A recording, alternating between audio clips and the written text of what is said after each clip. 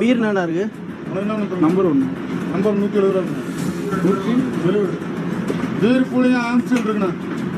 வேற கேஃப்ல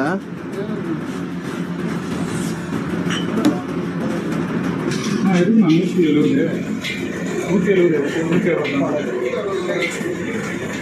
170 போட்டிருக்கேன். அதாவது போட்டிருக்கிற ரேட்டு தானே கொடுக்கணும். பாட்டிலுக்கு 10 ரூபா இருக்கு. நான் வாங்கிருக்கேன். பாட்டிலுக்கு 10 ரூபா இருக்கு வாங்கிருக்கேன். ஒரு 4 நாளைக்கு முன்னாடி ஒரு மீட்டிங் சொல்லியிருக்கேன். டாஸ்மாகில் அதிரடி விதி மீறிய 200 ஊழியர்கள் சஸ்பெண்ட். தமிழக டாஸ்மாக் கடைகளில் கடந்த 20 நாட்களில் மட்டும் விதிமுறைகளை மீறி செயல்பட்ட 200 பணியாளர்களை டாஸ்மாக் நிர்வாகம் அதிரடியாக சஸ்பெண்ட் செய்துள்ளது. நிர்ணயிக்கப்பட்ட விலையை விட மது பாட்டிலுக்கு கூடுதலாக 10 ரூபாய் வசூலித்ததாக வந்த புகார்களின் அடிப்படையில் இந்த அதிரடி நடவடிக்கை எடுக்கப்பட்டுள்ளது. வணக்கம்.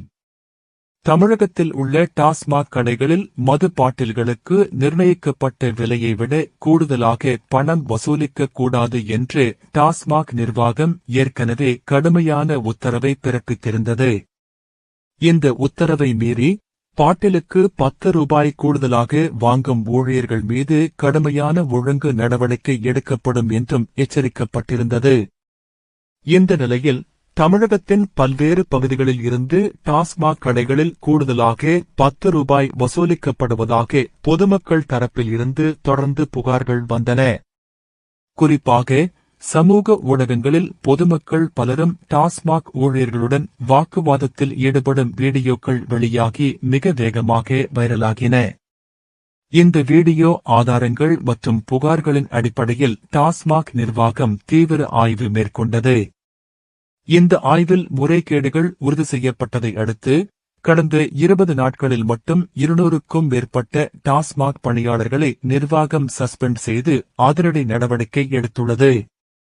புதிய அமைச்சரவை விரிவாக்கம் செய்யப்பட்டு ஏறத்தாழ 24 நாட்களேயான நிலையில் இந்த 20 நாட்களில் இவ்வளவு பெரிய நடவடிக்கை எடுக்கப்பட்டிருப்பது குறிப்பிடத்தக்கது. இனிவரும் நாட்களிலும் பாட்டிலுக்கு கூடுதலாக யார் பணம் வாங்கினாலும் சஸ்பெண்ட், பணியிட மாற்றம் போன்ற கடுமையான ஒழுங்கு நடவடிக்கைகள் தொடரும் என டாஸ்மாக் நிர்வாகம் மீண்டும் எச்சரித்துள்ளது.